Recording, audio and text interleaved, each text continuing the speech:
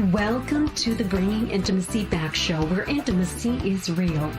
If you desire to intimately connect with yourself, your significant other, children, family, friends, community, and higher power, this show is for you. We explore intimate topics, inspiring life stories, spirituality, and insightful tips on strengthening relationships. The show is hosted by Dr. April and her co-host, Coach K. Let's get this episode of the Bringing Intimacy Back show started.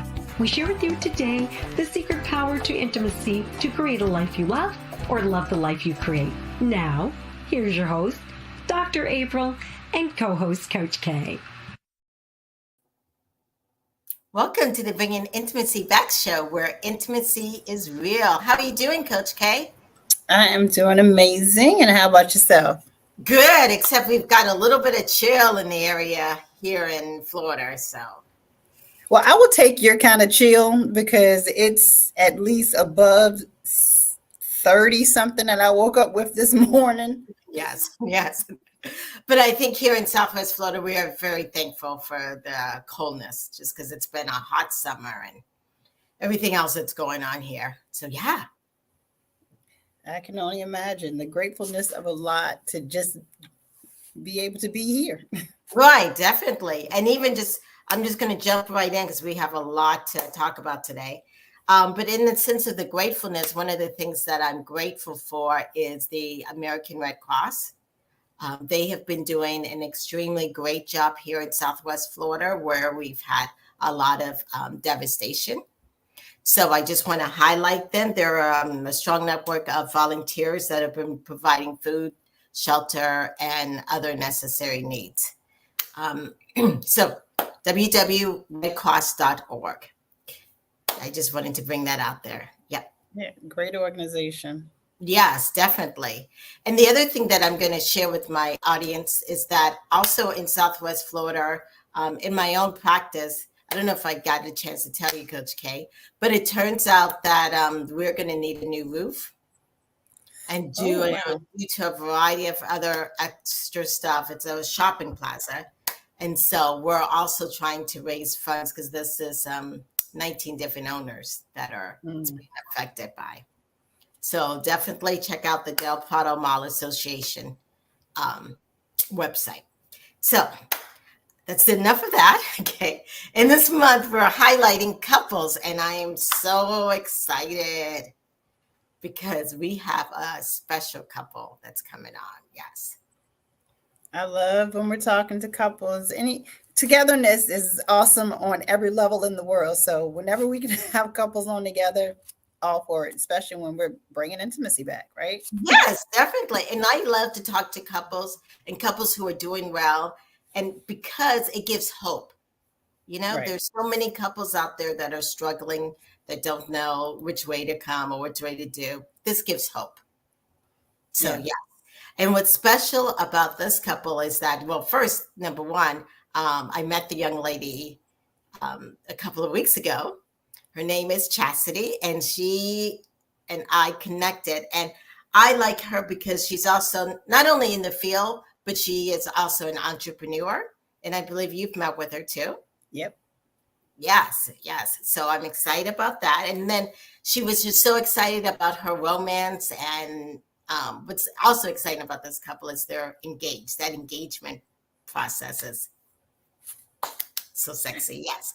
And so she was telling me about her partner, Dr. Fowlkes, and her partner is also kind of in the field also of this whole sexual health, wellness, LGBTQ. Yes. And so I'm excited that they've brought in they're together, and they're bringing in their knowledge, and they're sharing it with the world, plus their love.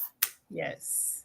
Much necessary to learn of all people, all love. I'm excited about this one. Yes. So we'll be back in a moment, and I'll share more information about them.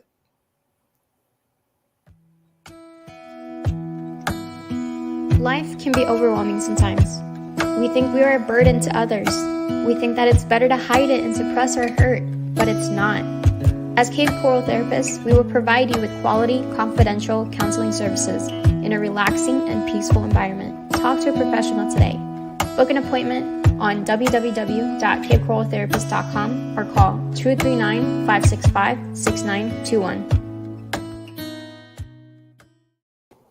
Welcome back to the Bringing Intimacy Show, where intimacy is real. Yes, yes. Well, I would like to welcome, and I should have made a correction. I guess I have two entrepreneurs. Yes. Yes. Two entrepreneurs, Dr. Fowlkes and Chasity. Welcome to the show. Thanks Welcome. for having us. Oh, awesome. Yes. Well, one of the things that I ask all my couples is, how did you two meet?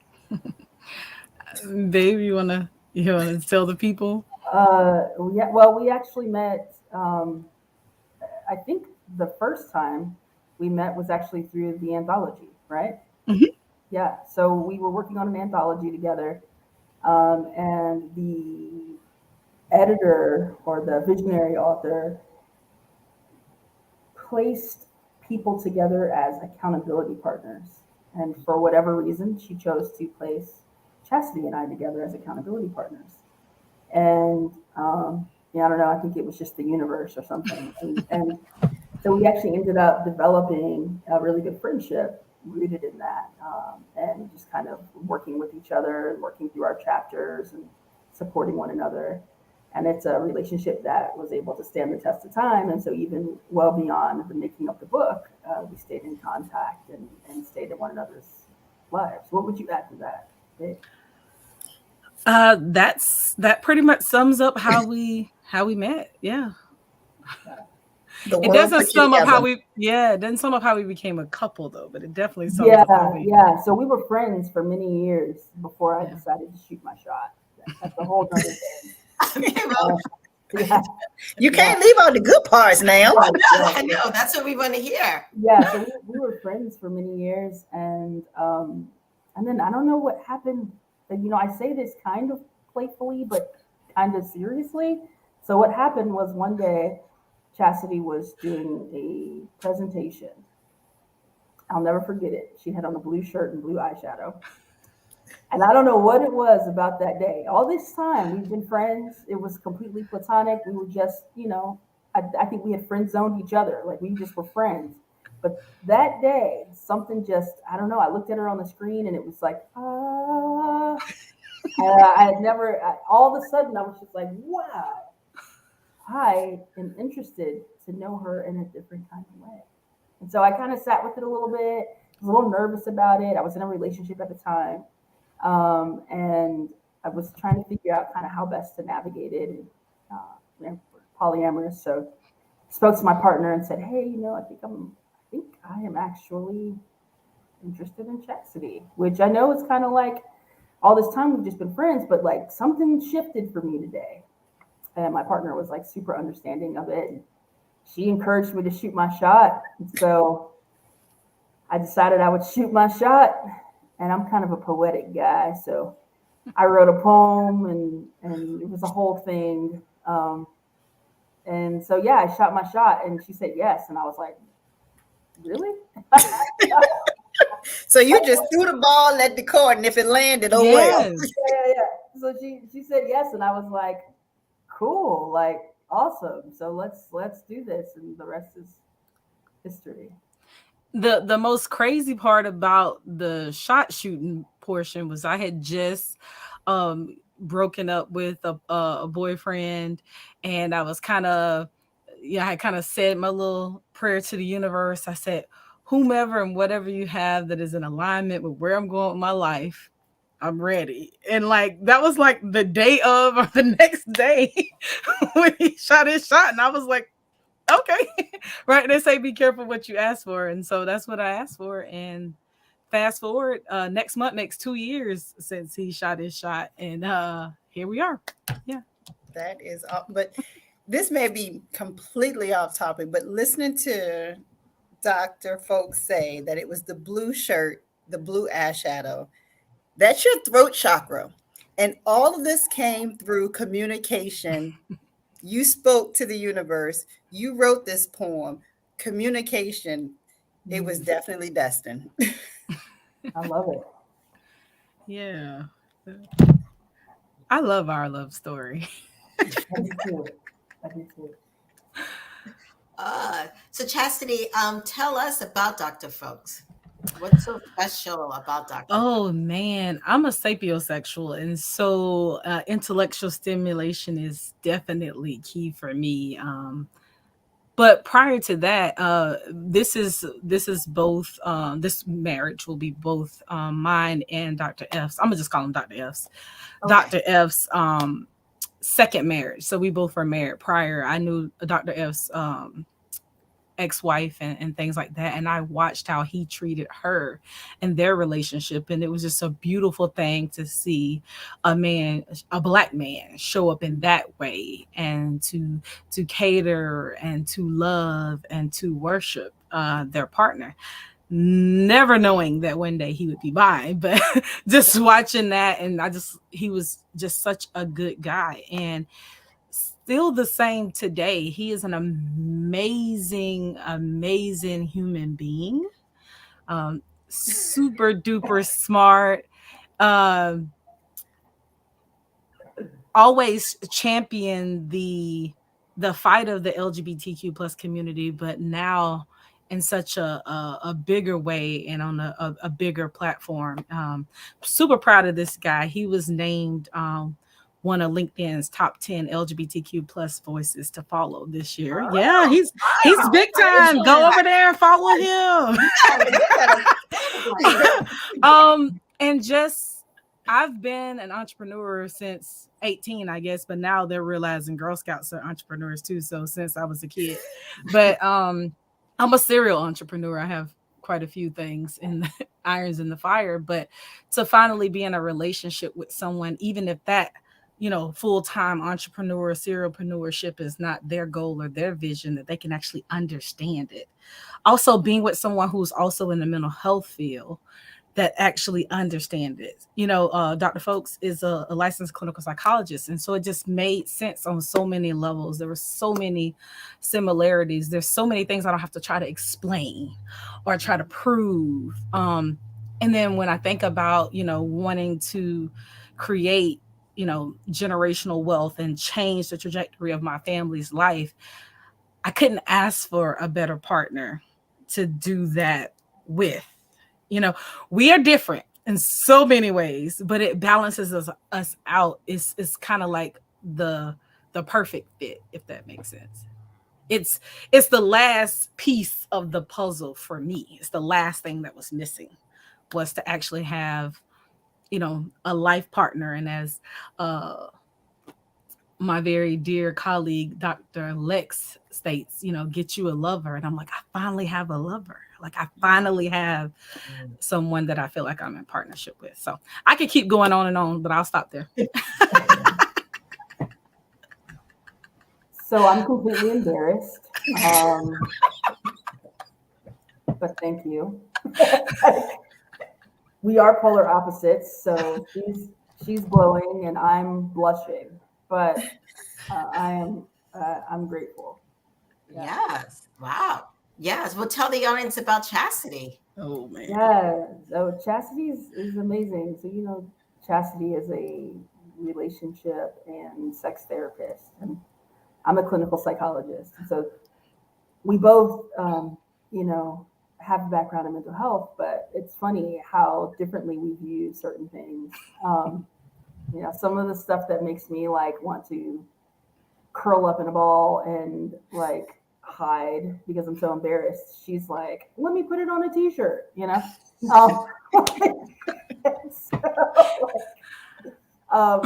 but she's absolutely amazing, and she's amazing at what she does, and she's an entrepreneur at heart. She has absolutely no problem with jumping out there and taking risks. And she's such a huge supporter of the LGBTQ community. And even before we were in a romantic relationship, she was already a very, very strong ally. I don't know that she knew. I'm assuming she didn't know that she would end up marrying a member of the LGBTQ community. But she was a really, really strong ally, and she was a safe place. And she was someone that I could talk to well before we had a romantic connection. I remember talking to her about gender identity and talking to her about, you know, some of the things that I was struggling with, and her being a safe place for that conversation. And so once we developed a romantic relationship, it was just kind of a it was a transition that was, at least for me, a really easy transition, because she was someone that I already trusted and that I felt safe with, which as a member of the transgender community is particularly important. I mean, safety is a very real concern in our community. And so feeling safe, not just physically safe, but, you know, psychological safety and emotional safety is super important. And she's a safe space, not just for me, but for like lots and lots and lots of people. And I think that's awesome. I must say that blue shirt that I had on, it literally said hashtag sex talk no chaser. That's my hashtag. So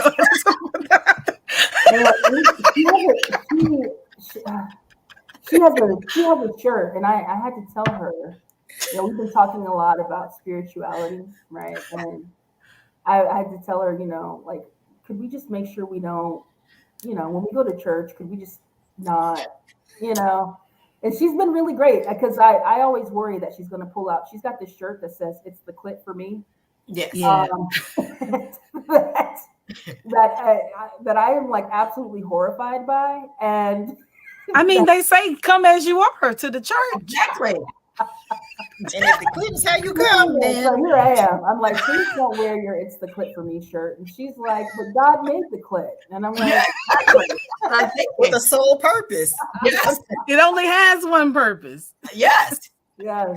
But I don't want to talk about that while passing around the offering plate. And You might get a high offering. I'm just saying. yeah. The energy between you guys are just so, it's just natural. Is that how you built onto this place where you all landed? Yeah, I think it's also being as though we both were married earlier in life, and we both, you know, had children, and just, I think once you've done a lot of living, you figure out exactly what you want. And for the most part, you don't really waver from that. And I think what we've realized as well is, although we have the differences, we've figured out a way to make space for each other's differences, you know, to respect the differences, but to create space where that's okay in our relationship, that we, you know, don't think the same on this or don't think the same on that. We still love each other very much, very deeply, and we're still going to be in a relationship, and all is well in the world. Actually, those kinds of conversations, we just had one the other night. Those kinds of conversations actually feed us. You know, we both are people who need that intellectual discourse and, you know, back and forth around stuff that's not just your mundane things. And so it's beautiful to have a partner that can disagree, still have a civilized conversation around the disagreement, and still love each other afterwards. So. Well, and I think also with this being our second marriage, there's a certain, I think you understand what relationships take, the work that they take. And you have more realistic expectations of the other person the second time around, right? And so I feel like we have realistic expectations of one another in terms of how we can show up and how we can engage in a meaningful way, but also the fact that each of us has shortcomings. We have blind spots. We have things that, you know, we're going to drop the ball concerning, and being able to extend grace in those situations. Learning to assume best intention, which I think is something that's really important for us in our relationship. That and that's not to minimize, you know, this isn't the debate of intent versus impact, right? Obviously, we have to pay attention to the impact that we have on people, but to assume best intention, right? Like, so if it's best not to assume at all, but if you're gonna assume, like, at least assume in a positive way and not a negative one. And that's something that I feel like is really helpful for us in our relationship. And we're both clinicians, so, you know, you can't take it off. People are like, take off your clinician hat, and I don't understand. It's not a thing, right? So at the end of the day, when we are talking, we employ interventions with each other. We absolutely do. But I think it makes for a healthier relationship. So, like one of the interventions that we employ, particularly when a situation is getting a little tense, is asking the person, okay, so we're saying, first of all, what I said is blank. What did you hear? Okay. Yes. And understanding that what I said and what you heard might very well be two different things. And so just slowing down to say, okay, so what did you hear me say? Oh, I heard you say you're a terrible partner. Yeah, no, so that's not what I said. I know that's what you heard, but what I said was I prefer linguine. It's not the same thing. We also have like this whole color coded system, which listen, if you guys don't have color coded systems, let me just say I am now like a champion of. We have this whole thing. It's green light, yellow light, red light, right? So like when conversations are starting to get a little tense, a little heat under the collar, it's like okay, I think I'm hitting yellow. I think I probably should bow out of this conversation right now because we don't want it to escalate to red, right? So like I feel like I'm in a yellow space, so I'm gonna bow out gracefully, right, and come back when I'm back in green, right? Right now I'm feeling a little yellow, and we actually like Don't tell it. Don't tell it. Are you about to say what I'm about to say? No, I was just gonna say we actually employ these interventions in real time with one another, and it's actually like I feel really helpful for us. Okay, what were you about to say? I was going to say one of the most important things I think that we agreed to fairly earlier this year was to go to counseling. I don't think you have to wait until you're real. I always, as couples therapists, we don't typically get couples that are just, they're not harmonious at all most of the time by the time they come. And so we always say, treat your relationship like you treat your car, right? You go and you get treatment on your car so it doesn't break down. So don't wait until your relationship breaks down. And just because we're clinicians doesn't mean that we don't need someone to hold that space for us. And so one of the things I will say is we want to make sure that our relationship has the best chance it can ever have at being something super strong, super healthy, and really tailored for us. And so definitely, it's great for couples to find themselves someone who has the skill set and knowledge to be able to help them either to improve things, to progress things along, or to hold space if they want to explore different things. And so I just wanted to kind of put that out there. Some of those skills and interventions, we've learned on our own. We pulled out of our own therapeutic belts, but we also have an amazing couples clinician who knows both of us very, very well. And she just doesn't let us get off of the hook when we are not doing what we're supposed to do. And so I think it's really important to say that, you don't have, your relationship doesn't have to be falling apart for you to get help. And if you're starting a new relationship or stepping into a marriage, more than just, I talked to the pastor twice, or I went to the therapist once and they signed a certificate and now my marriage license costs $65. Like really dig in to some of those core foundational areas so that you can set yourself up for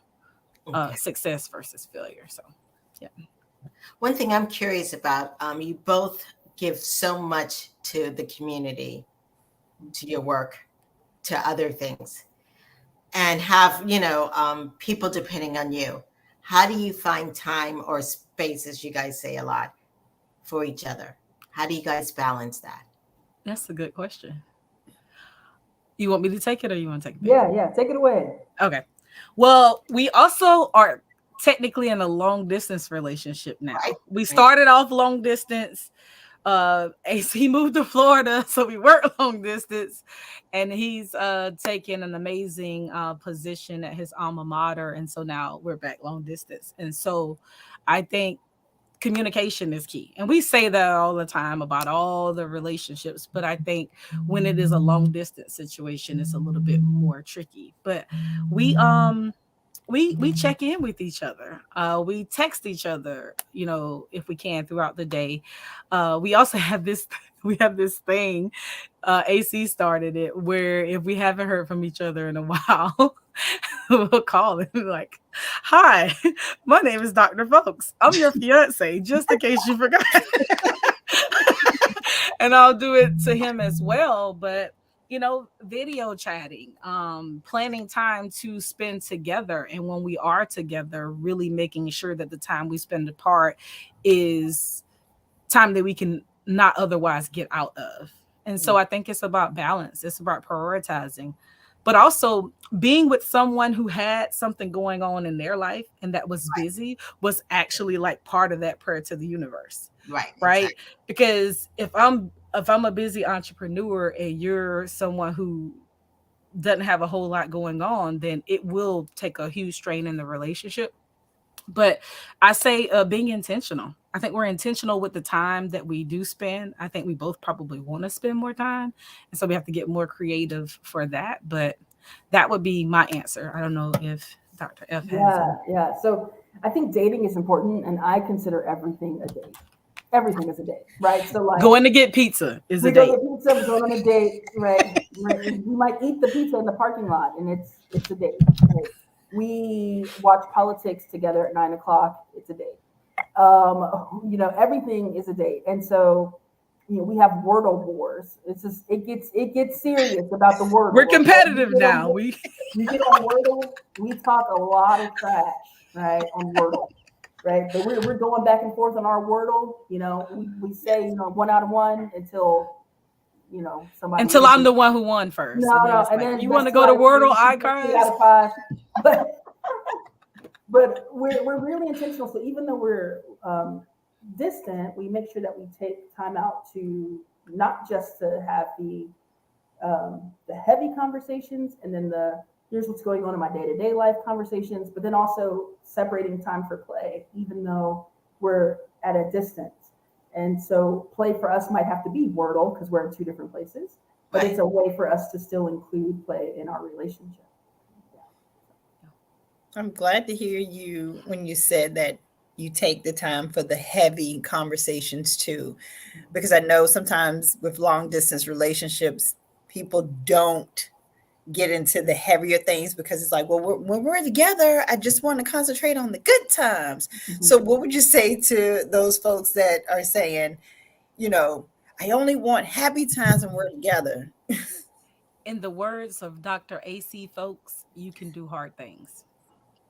Okay. Yes, you can do hard things. We would be doing ourselves a disservice to walk down the aisle in 192 days. I don't know that by heart. I had to look at the app, but 192 days. If we don't have those hard conversations, it's a disservice to both of us. It would be a disservice to our marriage and a disservice to the extension of our family if we don't do the work. People shy away from doing the work, but they want the results of the relationships that they praise. Right. But to be clear, some of the relationships that we praise are not good either. Or good is subjective, but aren't healthy, And so, my motto is you have the power to create and cultivate the relationships that you desire. And I live that out in my life. That's the only way that I can truly show up authentically and be me and help people in the capacity that I do, is to be able to do the work myself. And so avoiding the hard conversations only sets you up for heartache and pain further down the road. Yeah, I agree with that. And kind of like Chastity said, I'm really big on saying, we can do hard things and we can. And the reality of the situation is that we can't prevent hard things from happening. And so what's most important is that we learn how to, and I saw a video about this actually just recently, learn how to do hard better, right? Learn how to do hard better.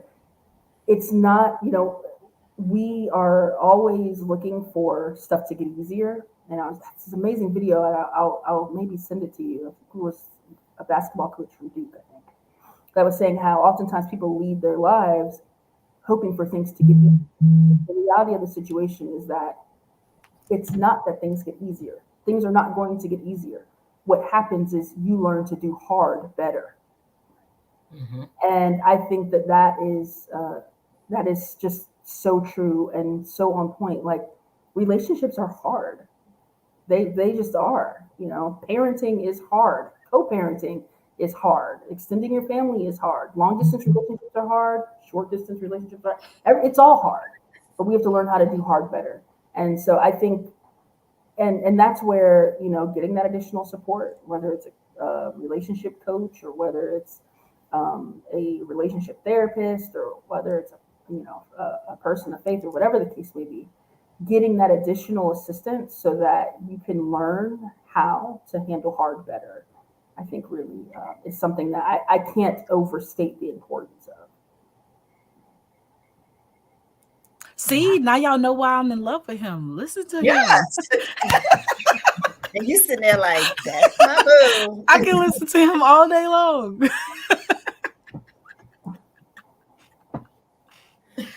Wow, that was he is so embarrassed right now. I know, that was so inspiring. Yes. And I love that you guys have fun, because many couples, they struggle in having fun, which is so critical to intimacy. It's about playing and having fun. Yes. My Wordle averages are higher than hers, just in case you were wondering. Because he plays more. My percentages are higher. That's, to be clear. I love how you threw that in there. Like, look, make sure they know. It's on tonight, and I'll let y'all know who won. That's 2 out of 3.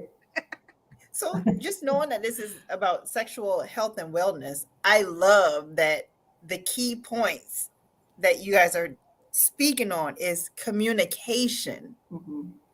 And for people to get that, because you see and stop at the word sex, no one's thinking about that physical piece. It's everything else.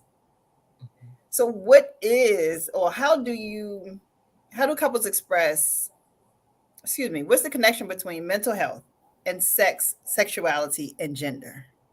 Well, that's a good one. I'm gonna let you start with that. Oh, I'm gonna let you take it. Take it to the serious place. Either one of us can take it. We got the qualifications. I'm just saying, ladies first, I guess. Ladies first. So this is actually what my chapter in that book was about. It's literally sex, sexuality, and gender, the unspoken connection to mental health. Literally, that's the name of my chapter. Oh, wow. And so, what's the name of the book again? Don't order it online. Hit your girl up. Okay. Shameless plug. Black Therapist Rock. Oh, Black Therapist Rock. Okay. A glimpse through the eyes of experts. So it's like 18 of us in this book, and we're telling our own personal stories and journey as to how counseling helped and impact us. So yeah. Okay, awesome. We got to check that out. Go on. Yeah. So anywho, there's a huge connection, and I see it play out all the time.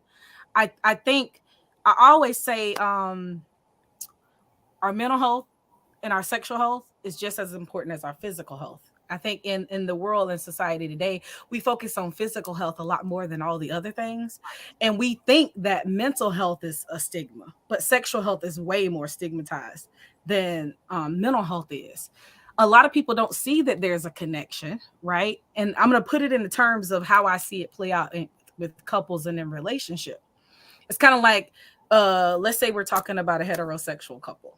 Let's just say there's some desire discrepancy or something like that going on. Or at least that's what we think is going on.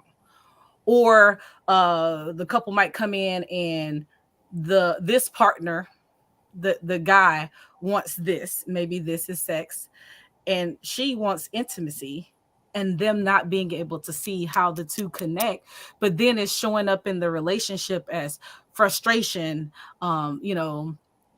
name calling. I mean, verbal abuse is showing up as using sex as a punishment. It's showing up as engaging in sexual intimacy because you feel like it's a chore or your duty as a wife.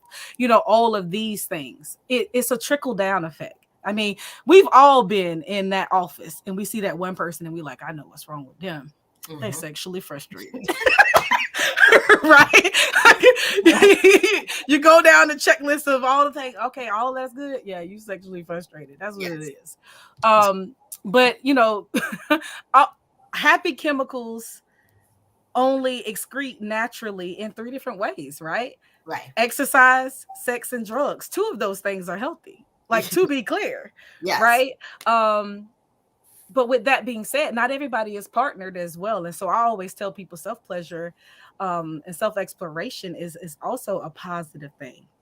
Very much stigmatized, especially in Black and brown communities, or those who have strong spiritual ties. Right. But I'm saying all that to say it's all connected. How it shows up or how it impacts one might differ from the other, but it's all connected. And when they come and they see people like me or Dr. all of us, right, then they can possibly figure out that's where that connection goes. As far as gender, I ain't going to get into that too much because I'm going to make sure that Bay has a chance to talk about that. Well, that's a loaded question. I mean, like, so when I think about gender, I think about gender identity, and we could take that question so many different directions. But what I will say is that it's important that we allow people to self-identify, to explore, to change their mind. It's okay to change your mind. It's okay to not know. And I think it's important that in a relationship that's a safe thing. You know, it's interesting because I don't mind. I'll share this. I was having a conversation with Bae one day, and I was like, actually, this was actually really recently, right? And I was like, I don't know. Like, I'm trying to figure out like orientation. Like, I don't know. I've been identifying one way, but I'm not really sure if that's how I really feel or if that really explains my experience. And so I think it being a safe place for you to have those conversations, all of that contributes to mental wellness, right? And those two things come together, right? And I think within our relationships, if we don't have safety, then what do we have? And part of safety is sexual safety, right? And the last thing I would mention is when I'm thinking about safety and sexual safety, I think about enthusiastic consent, which is something that Bae and I talk about, quite a bit, right?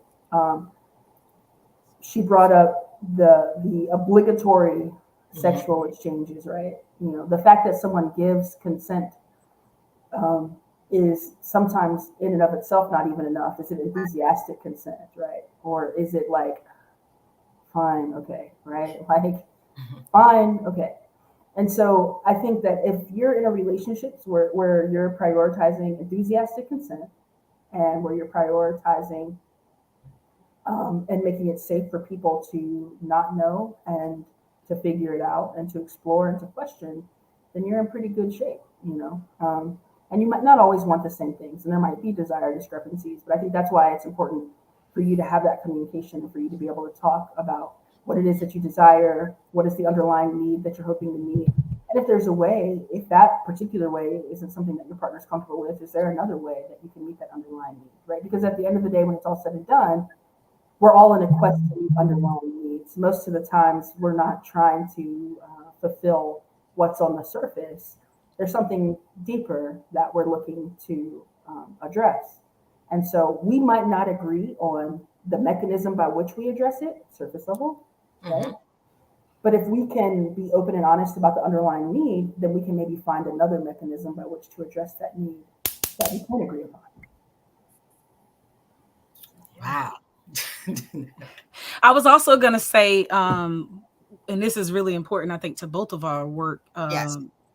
that it's really important to understand that we live in a monogamous heteronormative world. Right. And so that within itself puts people in a box, and it doesn't create space that's conducive for what Dr. F is saying. There's no room for your partner to be able to explore and change their mind and do these things because of the mindset of society and also some of that deeply rooted stuff that we were taught growing up, if that makes sense. And so a lot of this And I see this all the time with couples, especially people who've been married for an extended period of time, or they got married really young, and now they're in their, their 40s or their 50s. And what worked then doesn't work now. And I know that so much more to be true now, a decade after my divorce, that there's so much that I didn't know when I entered into that marriage 3 days before my 21st birthday, and to now the person who's about to enter another relationship. And so some of these things comes with time. Who you are, what you want, need, and desire is going to change. It's going to expand. Bologna used to be my favorite food. I haven't eaten bologna in like 3-4 years. I will not eat it anymore. I used to hate vegetables. Now I absolutely love them. Broccoli is one of my favorite things to eat. I'm saying all that to say, if you stay in the same spot and there is no changing and evolving, there's a bigger problem or issue here. Right. And what typically happens is somebody is staying the same and somebody is being more progressive or wanting to be more exploratory. And then that creates this distance between the two of them, because there's an inability to actually have a rational, logical conversation about that. And one other thing I'll say in this is my therapist's words and our therapist's words. And it's just, there's a difference between compromising and sacrificing, right? Compromising is actually healthy, especially I think when it's including somebody outside of the partnership that's helping you guys to navigate what that compromise looks like. Because some people can't do that, right? Because they're too busy fighting to be right. They're too busy fighting to be the one that wins in the argument or the situation, that they really don't have the skills and tools necessary to develop compromise within the relationship. But sacrificing is not healthy at all. And that will lead towards resentment, and a lot of times will lead towards ending of marriages, whether that means a gavel hitting and it's a final over, or just a line in the sand that we are no longer in that romantic state of our relationship. There's a lot of couples still living together and they're not together. And there's a lot of people who are miserably married. And so I always say there's only a few things in life we cannot change. So if there's something about your life, your situation that you don't like, then take the necessary steps to change it, or to at least make it the harder easier, as Dr. F said. Wow. Yes. Well, thank you guys so much for being on the show. Yes. And I love how you state how providing that space for each other to be free. It's kind of what you guys are talking about. And that freedom of just being okay with myself and being able to change. Of course, when you're like that, your mental health will, of course, be good, because you learn how to appreciate and love yourself and love your partner. And so I love how y'all relationship is like that. Yes. So if people out there listening and they're wanting to connect with you, Dr. Fowlkes, and then with Chasity, where could they find information about you guys? The best place to find me is LinkedIn, and it's AC Fowlkes. That's the platform that I'm on the most, so that would be the best place to find me. Yes, and you're what did she say earlier? You're one of the top. Yeah, so I was identified as a LinkedIn top voice. It's the top 10 folks to follow in the U.S. and Canada when it comes to LGBTQ topics. Awesome. So I'm definitely going to be following you. Yes. Awesome. And Chasity? So I have social media. I'm not on there a whole lot, and I've been taking a hiatus since our engagement and really just protecting my space and energy. But you can pretty much find me almost everywhere at Chas for Change, and I'm pretty Googleable. So just Google me. You'll figure out how to get in contact with me for sure. Okay, awesome. Thank you guys for being on the show. And this has been the Bringing Intimacy Back show. We'll take a break and we'll be back in a moment. Thank you both. Thank you. Sex should not be the elephant in the room. The fourth ebook of the Improving Intimacy book series, From Bringing Intimacy Back, It's All About Sex, helps you navigate every which way you can tend to your sex life. Pulling out all the stops, dive into the sensual read about sex toys, silky linens, and date nights. Improving Intimacy, It's All About Sex is available on Amazon, Kindle, Audible, and paperback. Search Dr. April Brown on Amazon to view all her books on improving intimacy for yourself, spouse, and more. Welcome back to the Bringing Intimacy Show, where intimacy is real. Wow, that was refreshing. Yes, it was definitely an amazing show. And I love that this will hopefully just open up the lines of communication in many relationships where someone may feel trapped or stuck, or, they don't feel like they have permission to speak about how they're feeling. Right. And I like how, and you mentioned it earlier, how they set time aside to have those talks and to provide that space. And of course, as you could tell, the energy between them two, which is fun and laughter, which is yes, critical. Yes, that part is definitely great. And speaking of just the flow of things, we have some more shows that are coming up for in the next couple of weeks as well. So on next week, October the 27th, we have Tony and Alyssa DiLorenzo with 6 Pillars of Intimacy. On November the 3rd, we have Carrie Shell with The Impact of Alcohol on Intimacy. And then on November the 10th, we have Michael Magrucci with Reconnecting to Our Humanity. Definitely, this will be a hard show to follow, but I think that they may be able to do so with the lightness. And just a reminder to everyone that's watching, if you haven't already, make sure you are following Bringing Intimacy Back on Facebook, LinkedIn. We're on Clubhouse. We're on YouTube. And smash that like button. Let us know how we're doing, because we want to know. And before we leave, if you would, Dr. April, about the 19 business owners that are in the area, can you remind us how we can help to restore and make sure that those businesses continue to run? Where can we go to get you that help over there?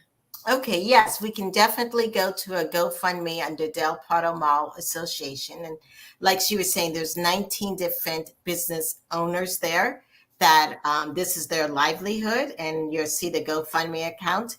And they need help. We all need help in making sure that these businesses still exist here in Southwest Florida. All right. Thank you guys so much. And I'll see you guys next week. Bye, everybody. Thank you for listening to today's episode of Bringing Intimacy Back, where intimacy is real. You can also find us at bringingintimacyback.com, LinkedIn, Facebook, Instagram, Twitter, and YouTube. Dr. April Brown's 7-book series, Improving Intimacy, is now on Amazon. We'll see you next Thursday at 3:30 p.m. Don't forget to follow, share, and subscribe.